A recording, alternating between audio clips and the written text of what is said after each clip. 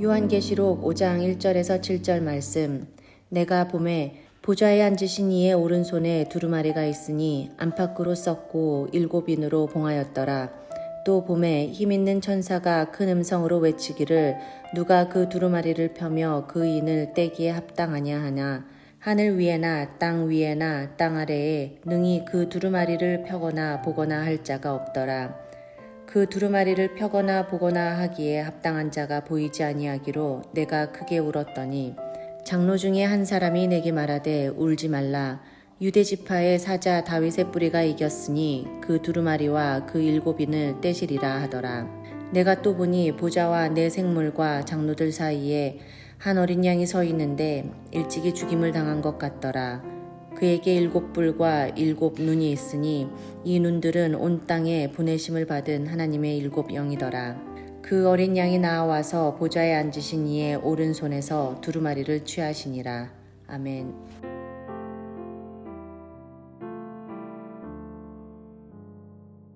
함께 기도하겠습니다. 하나님, 우리 예수 그리스도를 우리를 위하여 이 땅에 보내시고 또 십자가에 죽으시고 부활하심으로 우리에게 생명을 허락하게 하신 것 감사합니다.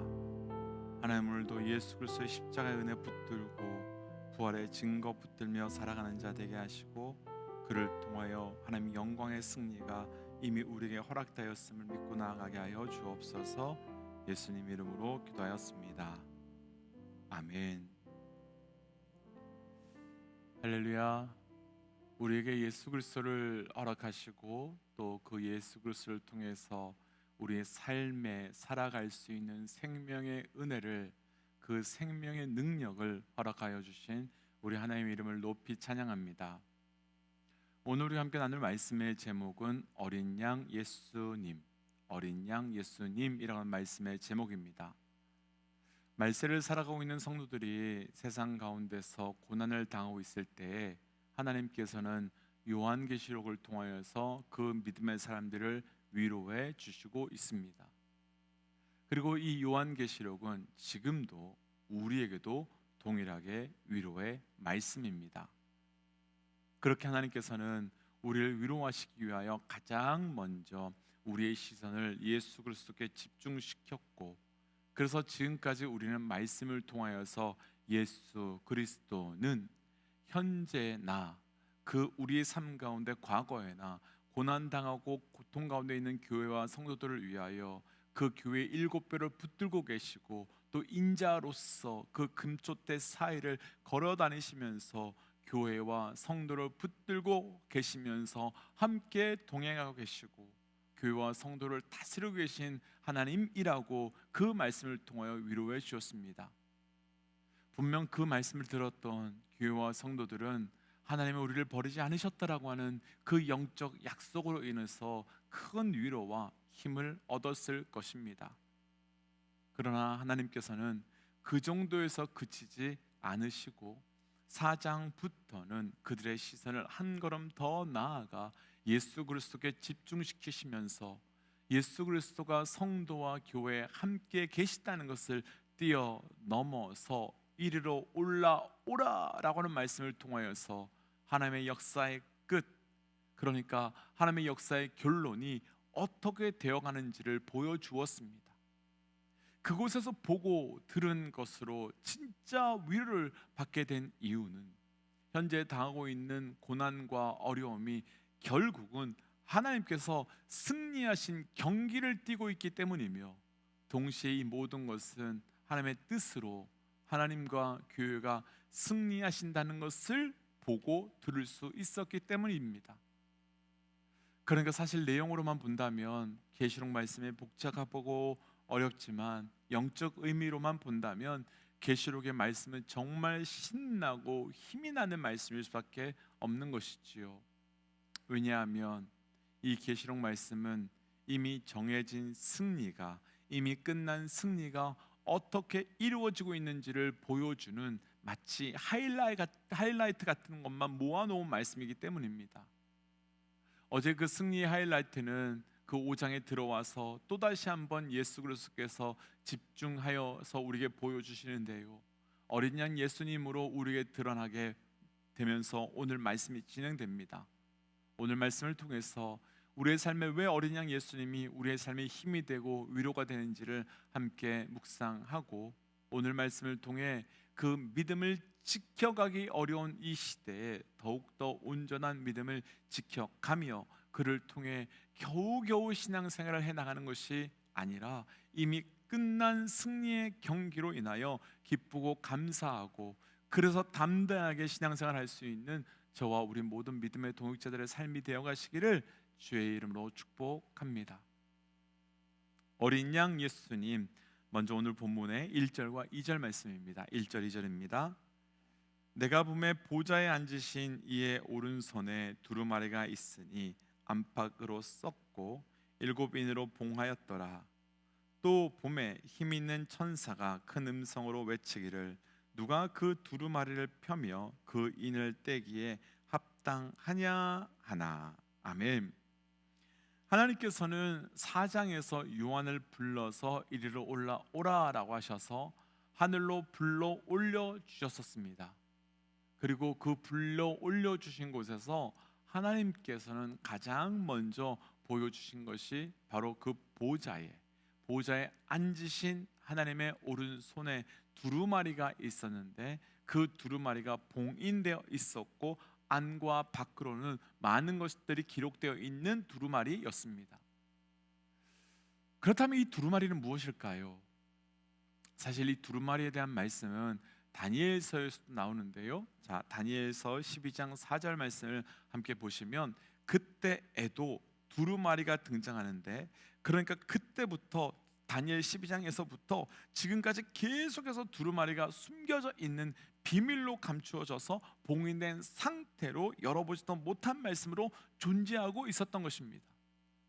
그렇다면 과연 그 두루마리에 무엇이 기록되어 있기에 그 과거 구약의 말씀에서부터 지금까지 그 두루마리가 봉인된 채로 있는 걸까요? 자, 그 내용을 다시요, 다니엘서 8장 17절부터 19절까지 좀 길지만 함께 좀 읽어보겠습니다. 8장 17절부터 19절 말씀입니다. 그가 내가 선 곳으로 나오는데 그가 나올 때에 내가 두려워서 얼굴을 땅에 대고 엎드려 그가 내게 이르되 인자야 깨달아 알라. 이 환상은 정한 때 끝에 관한 것이니라. 그가 내게 말할 때 내가 얼굴을 땅에 대고 엎드려 깊이 잠들매 그가 나를 어루만져서 일으켜 세우며 이르되 진노하시는 때가 마친 후에 될 일을 내가 내게 알게 하리니 이 환상은 정한 때 끝에 관한 것임이니라. 아멘. 지금 다니엘 때부터 오늘 말씀에 기록되어 있는 말씀의 때까지 그 봉합되어 있는 그 두루마리 안에 어떤 내용이 기록되어 있는가를 기록한 말씀인데요.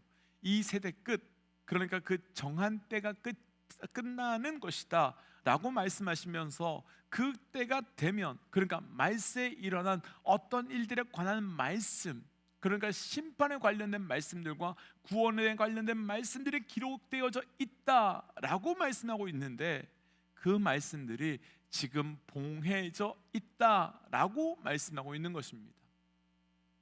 그런데 오늘 본문 2절에서는요, 이 땅에 심판이 임하기를 간절히 기다리고 있었을 요한과 성도들, 그리고 그 남은 구원을 이루어서 하나님의 나라가 성취되기를 간절히 바라고 있는 그 성도들이 확정된 하나님의 말씀이 있었구나, 진짜 승리된 말씀이 있었구나, 심판의 메시지가 이미 정해져 있었구나 라고 하는데, 문제는 그 인을 뗄 사람이 없었다라고 말하고 있는 것입니다. 그러니까 이 땅을 심판하실 하나님의 메시지가 있고 남은 자들을 구원할 하나님의 약속이, 하나님의 나라가 이미 그 메시지가 있는데, 아무리 둘러봐도 그것을 뗄 수 있는 땅 위에나 땅 아래나 땅에나 그 두루마리를 펴거나 볼 자가 아무도 없다는 것을 요한이 알게 되었습니다. 이때 요한의 마음이 얼마나 낭망이 되고 얼마나 실망이 되었겠습니까? 왜냐하면 그 두루마리가 펼쳐져야만 그 말씀이 성취되는 것이고, 그 두루마리가 펼쳐져야만 이 땅에 마지막에 일어날 수 있는지 일어나게 되는데, 그것을 볼 수 없고 알 수 없으니 그것을 펼쳐지지 않으니 얼마나 좌절이 되겠습니까? 그래서 4절에서 요한은 이렇게 반응하는데요, 4절입니다. 4절, 그 두루마리를 펴거나 보거나 하기에 합당한 자가 보이지 아니하기로 내가 크게 울었더니. 고통받고 있는, 어려움 당하고 있는 이 세상 속에서 이 세상을 심판할 심판의 메시지가 분명히 있습니다. 그리고 구원의 메시지도 분명히 있습니다. 그런데 그것을 펴서 펼쳐주거나 이룰 만한 자가 눈에 보이지 않으니까 요한은 털썩 주저앉아서 엉엉 울어버린 것입니다. 왜 울었겠습니까? 이 땅을 심판하고 그리고 남은 구원을 이룰 하나님의 계획과 그분의 말씀이 있는데, 그것이 펼쳐져야 되는데 그것을 펼쳐주며 열어줄 수 있는 자가 없고, 그리고 그것을 실행할 만한 자가 없고, 하늘 위에나 땅에나 그 어떤 곳에서 아무도 없으니, 그러면 이기는 것이 아니라 이기는 그림자로 끝날 수 있으니 요한은 슬퍼할 수밖에 없었던 것이지 않겠습니까? 그런데 그렇게 통곡하며 울고 있는 요한을 향해서 5절 말씀을 보시면 장로 중에 한 명이 울지 말라라고 위로하면서 유대 지파 사자 다윗의 뿌리가 이겼으니 그가 두루마리와 7인을 뗄 것이다 라고 말씀해 주고 있습니다. 다윗의 뿌리가 이겼다라고 말합니다. 그러니까 확정되어지고 계획되어져 있고 선포되어진 하나님의 심판에 관한 메시지와 또 지금 고난 가운데 있는 남은 자들 향한 구원의 메시지를 펼쳐서 실행할 분이 있는데, 그분이 바로 다윗의 뿌리로부터 나오는 분이다 라고 말씀을 요한이 듣게 된 것입니다. 그 말씀을 들은 후 요한이 눈을 들어서 이런 것을 보게 되지요. 자, 본문 6절, 요한이 무엇을 보게 되었는지 함께 좀 읽어보겠습니다. 6절입니다. 함께 읽을까요? 내가 또 보니 보좌와 내 생물과 장로들 사이에 한 어린 양이 서 있는데 일찍이 죽임을 당한 것 같더라. 그에게 7뿔과 7눈이 있으니 이 눈들은 온 땅에 보내심을 받은 하나님의 7 영이더라. 아멘. 요한이 5절 말씀에서 다윗의 뿌리로부터 나오는 자가 그것을 하리라 라고 하는 말씀을 듣고요, 그리고 눈을 들어서 주위를 둘러보는데 일찍이 죽임을 당한 어린 양을 보게 됩니다. 그 어린 양에게는 7뿔과 7눈을 가지고 있는 것을 또한 보게 됩니다. 요한은 지금까지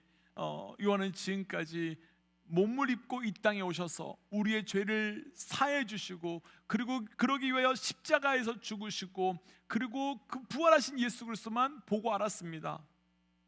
그런데 계시록 말씀이 시작되면서 인자 같은 일가 7뼈를 붙들고 7 급조대 사이를 다닌 것을 보면서 교회를 붙들어 주고 교회를 세우시는 예수 그리스도를 보았습니다.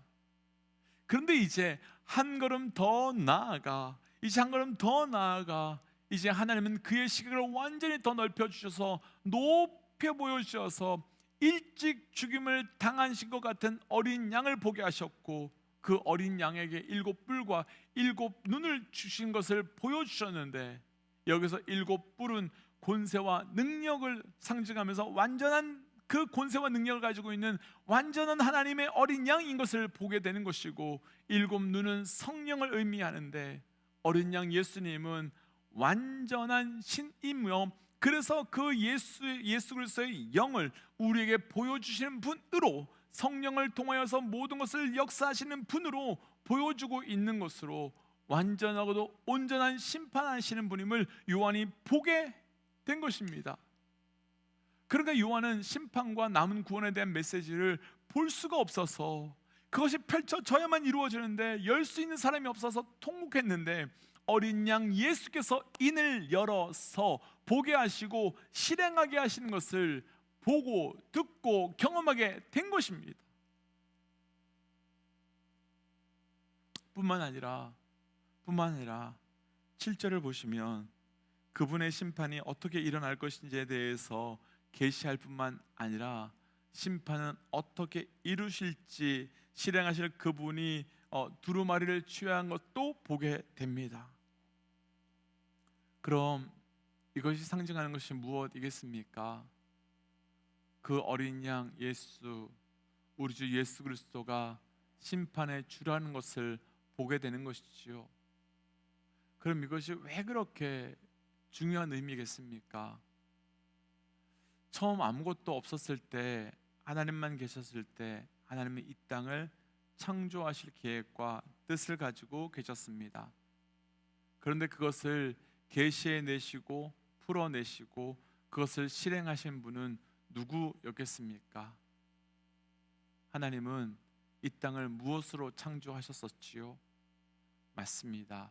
말씀으로 창조하셨습니다. 그리고 그 말씀은 바로 예수 그리스도입니다. 그러니까 하나님 안에 계셨던 그 창조의 계획과 하나님 안에 있었던 그 창조의 실행의 역사가 누구를 통하여서? 맞습니다. 바로 예수 그리스도, 말씀이신 하나님의 어린 양 예수 그리스도를 통하여 이루어진 겁니다. 그런데 그 창조된 하나님 나라가 이 땅이 죄로 말미암아 완전히 무너지게 되었을 때에 하나님 하나는 이미 구원의 역사를, 그 구원을 이루실 계획도 가지고 계셨던 것입니다. 그런데 그분을 계시해 내시고 그것을 실행하고 완성시킬 자가 아무도 없었는데 그것을 몸을 통해서 입고 구원을 성취하시고 완전한 사람이자 완전한 하나님이신 그 어린 양 예수 되시는 예수께서 이 땅에 오셔서 하나님 안에 있었던 구원의 비밀, 그 모든 것을 완전히 성취해 내셨고 그 모든 것을 완전히 실행해 내신 것으로 바로 예수 그리스도가 우리의 심판자이며 예수 그리스도가 바로 우리의 구원자 되시는 것을 보여주는 메시지이기 때문이지요. 그럼 이때 요한은 어떻겠습니까?